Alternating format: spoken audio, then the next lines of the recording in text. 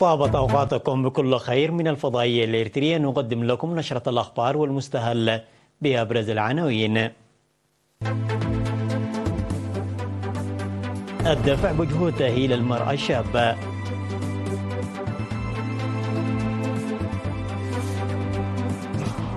دعوة للحد من قطع الأشجار في عد قيح.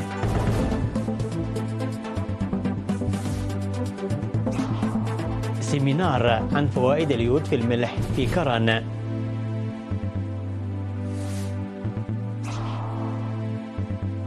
النيجر تقول أن جميع القوات الفرنسية ستقاتل بحلول 22 من ديسمبر.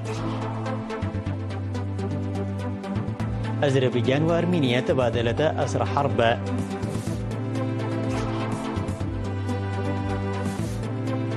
بريطانيا وإيطاليا يتوقعان معاهدة لتطوير طائرة مقاتلة متقدمة.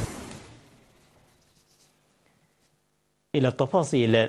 قالت رئيسة الاتحاد الوطني للمرأة الإريترية السيدة تخاتسفا ميكائيل أن الاتحاد يدفع بأنشطة التوعية وتنمية قدرات المرأة عامة والمرأة الشابة خاصة. وأوضحت في مقابلة مع إيران أن الاتحاد وبالتعاون مع الشركاء نظم دورات تدريبية مختلفة من العام 2020-2023 كانت النتيجة مرضية. وذكرت بأن الاتحاد إلى جانب البرامج الحكومية يهتم بالمرأة عامة وخاصة أسر الشهداء والمرأة الراعية المحتاجة في الأقاليم الست، مذكرة بأن قضية المرأة باعتبارها قضية المجتمع عامة يجب تعزيز دعم جميع المواطنين. وحول دعم فروع الاتحاد في الخارج، أوضحت السيدة تخا وجود مساهمة قوية لهن في كافة البرامج الوطنية وأن مبادرتهن لبناء مراكز تدريب مهني في جميع الأقاليم سيشاهد على ذلك، وينشطن حاليا لتجهيز هذه المراكز بالمعدات اللازمة. وأشارت إلى تقديم مراكز التدريب المهني هذه التدريب في الحرف والأشغال اليدوية المختلفة والقيام بالمتابعة المستمرة لضمان كفاءة القدرات المهنية، بالإضافة إلى دورات تدريبية بالتعاون مع وزارة الزراعة في تربية الدواجن والمواشي والنحل، وتدريب في قيادة السيارات بالتعاون مع شركتي السجن وحرات. وذكر تمهيد الأرضية للمرأة الناشطة في الزراعة بتأجير الأراضي الزراعية بتخصيص العمل الاستثماري في إقليم القاش بركة وتوزيع حوالي 60 طرمبة مياه في جميع الأقاليم. وذكرت المجتمع للعمل لمحاربة العادات الضارة، مشيدة بالمرأة الإريترية في المهجر لشجاعتها وتفانيها في التصدي لكل التحديات. دعت سلطة الغابات والحياة البرية لتعاون إدارات الضواحي للحد من قطع الأشجار في مديرية عد قيح. وأوضح مسؤول سلطة الغابات والحياة البرية في المديرية السيد أحمد دين محمد إسماعيل إن التفحيم هو السبب الرئيسي لقطع الأشجار، ويجب التعاون لمنع ذلك وتقديم مرتكبيه أمام المساءلة القانونية. وذكر ضبط أكثر من 2000 جوال فحم و300 كنتال حطب أثناء محاولة تهريبها إلى مدينة عد قيح قادمة من مديرية فورو وبعض قرى مديرية عد قيح، ويجب العمل لتشديد العقوبة على مرتكبي هذه الأفعال. وقال أن حماية وحراسة الغابات مسؤولية جميع قطاعات المجتمع وخاصة إدارات الضواحي.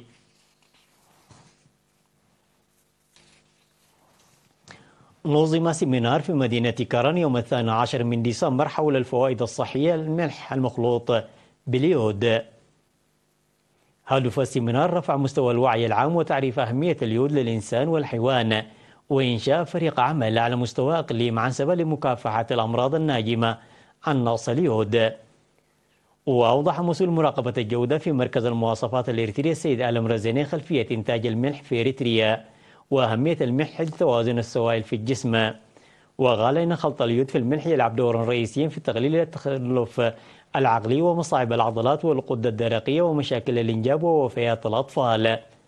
وقال إن أفضل وأسهل طريقة هي إضافة اليود في الملح المتاح عن قرب، مضيفا أن الملح المعالج باليود يستخدم في البلاد منذ العام 1994-1995.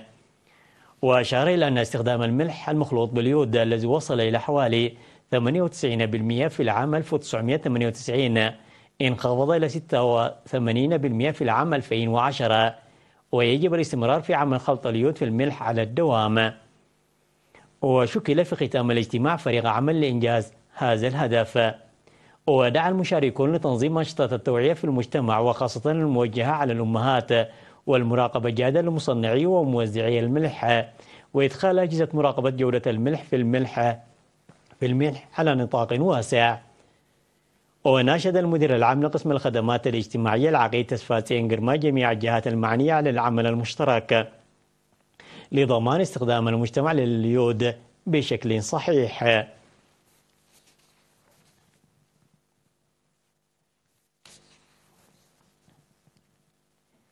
أعلنت الجمعية الوطنية لمعاقي الحرب أنها تعمل بالتعاون مع شركائها لتحسين الحياة الاجتماعية والاقتصادية للمعاقين. وأوضح مسؤول مكتب الجمعية في مديرية تسنية السيد محمد نور علي سعيد بمناسبة 3 ديسمبر اليوم العالمي لذوي الإعاقة أن الجمعية تقوم بأنشطة بناء بالقدرات الذاتية ودعم المجتمع والمواطنين المهتمين في المهجر. وذكرت تقديم الجمعية القروض لخلق أرضية العمل للمعاقين وتشجيع المعاقين العاملين سواء بشكل فردي أو جماعي في التجارة المصغرة، داعيا إعادة القروض المقدمة في أوانها. وأوضح منح الفرص للأعضاء الناشطين في الزراعة للتنمية المشتركة بالتفاهم مع مشروع علي قدر الزراعي ويحصدون إنتاجا مقدرا سنويا. وأشاد بمساهمة سكان مديرية السني لبناء 4 منازل للمعاقين داعين الدفع بها. وقال مدير مديرية السنية السيد سيون قبريوسوس أن دعم المعاقين مسؤولية وطنية معربا عن ثقته في مواصلة شعب تسنية العون والرعاية.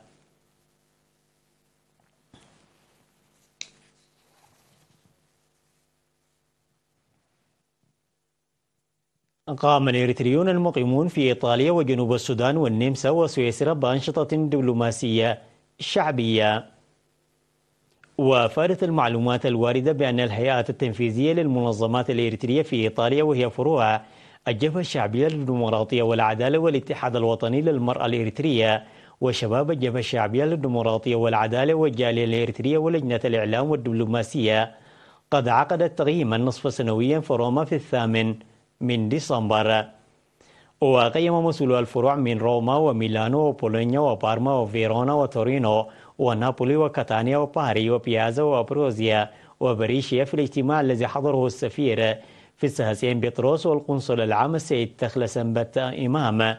غيموا البرامج المشتركة المنفذة مؤكدين على العمل لإنجاح برامج التصدي الموحدة. وقال مسؤول الشؤون العامة والمجتمعية السيد قرمي هبت ميكيلي أن عام 2023 كان عام التصدي الإريتري القوي، موضحا بأن الوصول إلى الهدف المشترك يتطلب الوعي والتفاني.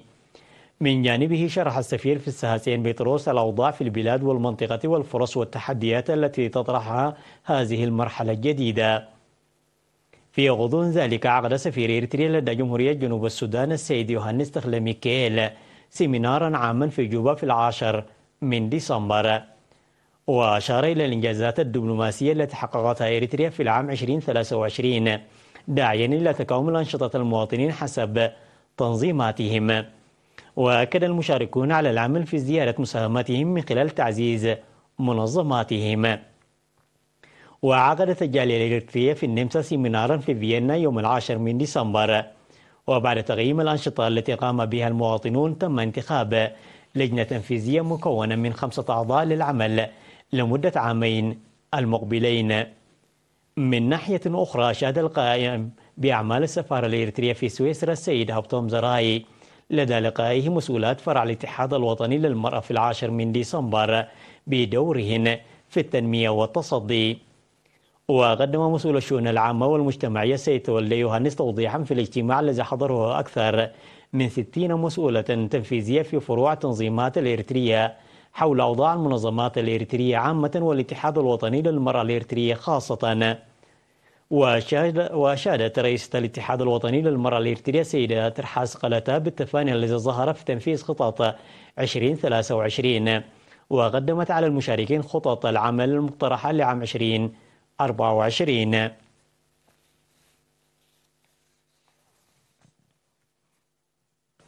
أسهم إرسال الخدمات الاجتماعية الأساسية في عريتاي حاضرة مديرية هابورو في استقرار الحياة المعيشية للسكان.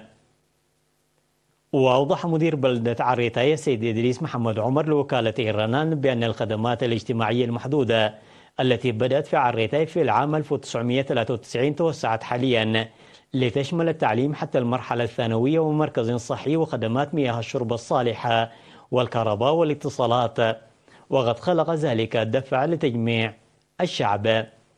وذكر بأن الخريطة السكنية التي أعدت في العام 2013 ساعدت في تطور وبناء المساكن والمتاجر، مشيرا إلى أن تخصيص شركة حارات للمواصلات العامة حفلة بدأت خدماتها على الخط خلق الارتياح في الحياة الاجتماعية والاقتصادية للسكان.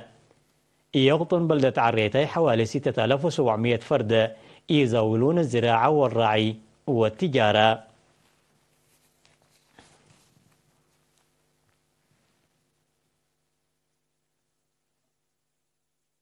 الأخبار العالمية بعد فاصل قصير، تفضلوا بالبقاء معنا.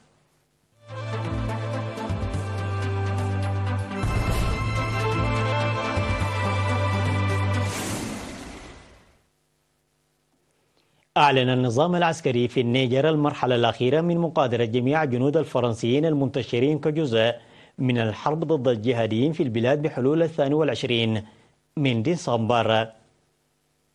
وقالت القوات المسلحة النيجيرية في بيان بأن بحلول 22 من ديسمبر سيكون جميع جنود الفرنسيين ومعداتهم اللوجستية قد غادروا النيجر نهائيا.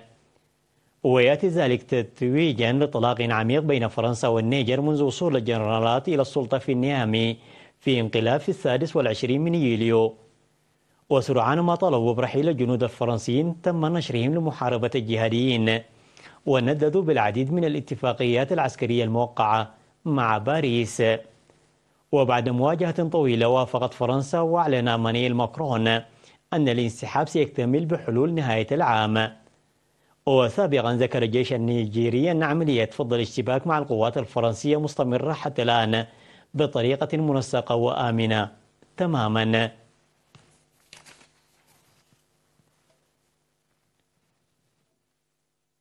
تبادلت أرمينيا وأذربيجان أسرى حرب وفق ما أكدت باكو في خطوة أولى نحو تطبيع علاقات منذ تعثر محادثات السلام بين البلدين بعد استعادة باكو منطقة ناغورنو غراباخ المتنازع عليها منذ فترة طويلة. وقالت اللجنة الحكومية الأذربيجانية المعنية بأسرى الحرب في بيان: أطلقت أذربيجان 32 جنديا أرمينيا وأطلقت أرمينيا جنديين أذربيجانيين، مشيرة إلى أن عملية التبادل جرت في منطقة غرازاخ على الحدود الأذربيجانية الأرمينية. وأضاف البيان: سلم جنود الأرمان إلى أرمينيا بعدما فحصتهم اللجنة الدولية للصليب الأحمر وجاءت نتائج فحوصاتهم الطبية جيدة. ويأتي ذلك بعدما أصدرت باكو وبريفيان الأسبوع الماضي بيانا مشتركا تعهدت فيه باغتنام فرصة تاريخية لتحقيق سلام طال انتظاره في المنطقة، وأعلنتا تبادل أسرى حرب.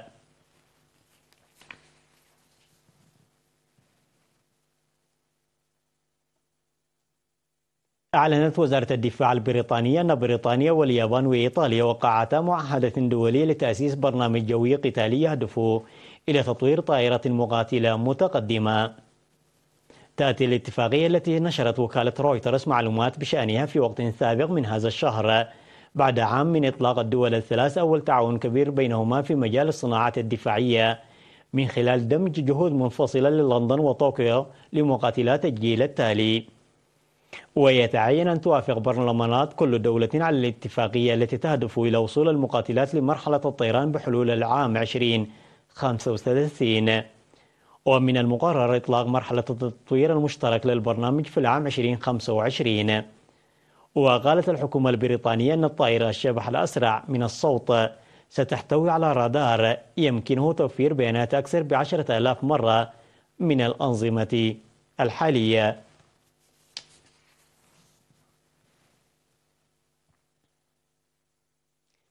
أعلنت شركة تسلا أنها ستستدعي أكثر من 2,000,000 سيارة لإصلاح نظام معيب يتعلق بالنظام الآلي الجزئي المستخدم أثناء القيادة. وتشير الوثائق التي نشرها منظمو السلام الأمريكيون إلى أن الشركة سترسل تحديثا للبرنامج لإصلاح المشكلات. ويأتي الاستدعاء بعد تحقيق دام عامين أجرته الإدارة الوطنية للسلامة المرورية على الطرق السريعة بعد سلسلة من الحوادث التي حدثت أثناء استخدام نظام القيادة الآلي جزئيا، وكان بعضها مميتا.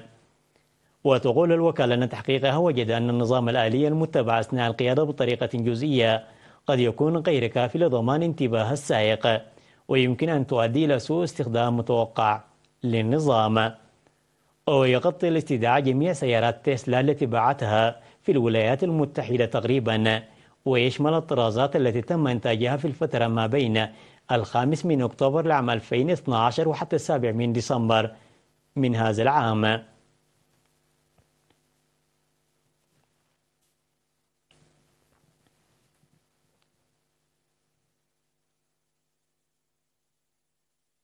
تذكير بالعناوين مرة أخرى.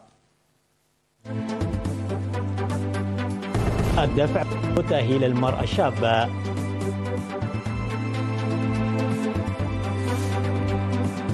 دعوة للحد من قطع الأشجار في عد طيح.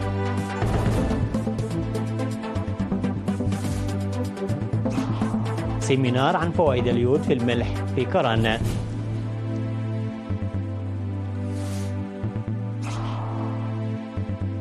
النيجر تقول أن جميع القوات الفرنسية ستقاتل بحلول 22 من ديسمبر. أذربيجان وأرمينيا تبادلتا أسرى حرب. بريطانيا واليابان وإيطاليا توقعان معاهدة لتطوير طائرة مقاتلة متقدمة. انتهت النشرة التي قدمناها لكم من الفضائية الإريترية. إلى اللقاء.